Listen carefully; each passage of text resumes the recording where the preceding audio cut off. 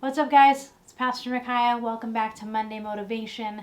I'm excited to start the week off together. I've got something super encouraging that I think you will enjoy. It encouraged me, and I think we need it. We kind of ended 2020, and we were thinking, whoo, thank God 2020 is over. But then 2021 is turning out to be her evil twin.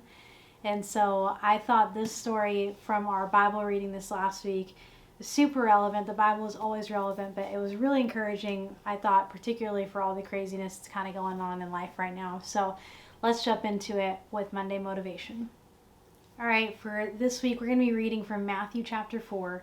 It's verses 35 through 41. Pretty popular story. You've probably heard it at some point or another if you've been in church for a good amount of time, but I'm going to read through it and we're going to talk about it and get some takeaways and get you on the way to the rest of your week.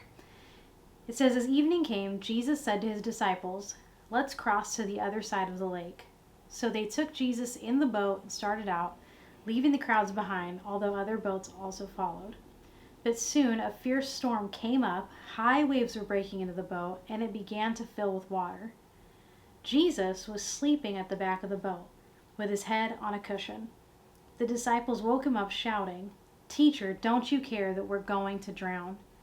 When Jesus woke up, he rebuked the wind and said to the waves, "Silence, be still." Suddenly the wind stopped and there was a great calm.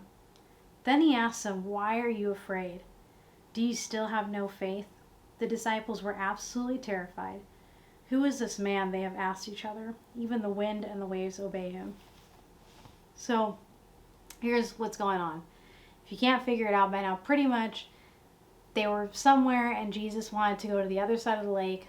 The best way to do that, right, is to get in the boat. So him and the disciples get in this boat, and not too long after, a crazy storm, so it was a fierce storm, so much so that waves were crashing over, threatening to break apart the boat. I mean, if you don't know what happens when some water gets in a boat, no big deal. But when it's so bad that the waves are crashing in, eventually, if there's so much water coming in the boat and not enough being able to go out, the boat goes down, right? They were afraid that they were going to drown. And so they go to find Jesus. I mean, he's the one, right? He's been leading them this whole way. He's been doing miracles with them. So they figured probably good idea to go get Jesus. And when they find him, he's at the back of the boat and he's asleep. And I love that Mark, the person that wrote this book, also added the detail that he wasn't just asleep, but he was asleep on a cushion, right? He had a pillow. He was so out, he was so in his sleep that he was like comfortably sleeping. And they wake him up, right? Jesus is kind of like, "What's the deal?" And they start to panic. "Don't you even care, God? Like, we're about to drown." Jesus gets up right away. It says he rebukes the wind of the waves and they stop suddenly. Then he asks him that question, like, "Why are you so scared? Where'd your faith go?" So here's some things that stand out to me about this story. First thing is that storms don't scare Jesus. They don't worry him. They don't put him into any kind of panic or fear. In fact, Jesus is so unbothered by this storm that he's asleep in it. And he's not just sleeping, he's like comfortably sleeping. He's got his Snuggie, he's got his pillow, like he is cuddled up in the back of the boat. That's how unworried and unafraid and unmoved by this storm Jesus is. Now, when I read that, here's what I think. Like, that should tell us something right away. If Jesus isn't worried about the storm, why am I worried about the storm? In fact, when I was reading this, I wrote a note in my Bible that said, "Repeat after me. If Jesus isn't worried, I'm not worried."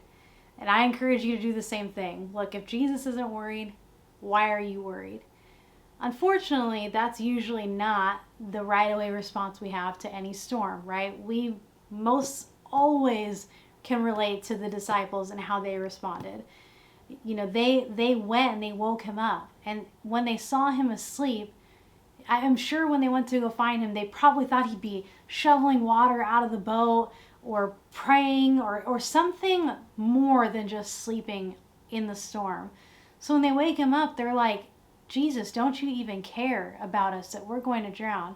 And I think that we relate to that statement so hard sometimes, so much in our life when crazy things are happening, when COVID's happening, when people are being stupid at the Capitol, when our parents are going through stuff, when we're just personally going through a storm. We know exactly what the disciples know. We know that he's there. They weren't surprised that he was there. They were surprised he was asleep. We often recognize and know that Jesus is with us in the storm.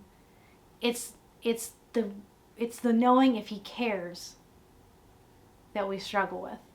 We know he's there. We're just not sure he cares sometimes. We're just not sure he knows how bad it really is. We're just not sure he understands the gravity of the situation or the reason why we're so worried. The disciples knew he was there. They recognized he was there, but they just didn't know if he cared. And I think that's often where we get hung up. We know God's there. We know Jesus is in our boat, but we're just not sure if he gets it sometimes. We're not sure if he cares. But I love that Jesus' response, it kind of shows us where he's really at, because he's almost frustrated. He's kind of like, why are you so worried? Like, I'm here with you. If I'm not worried, why are you worried? And I think the cool thing is that God totally does care, and he totally understands. He's so in control. He's so confident that as long as you have him, as long as he's in your boat, that he can be asleep and you can sleep too. Like, that's how confident Jesus is, that if as long as you're with him, it doesn't matter how crazy, it doesn't matter if it seems like you're going to drown, it doesn't matter if it seems like the wind is out of control. He knows that if you could just recognize his posture in the storm of rest, that you are going to be totally safe.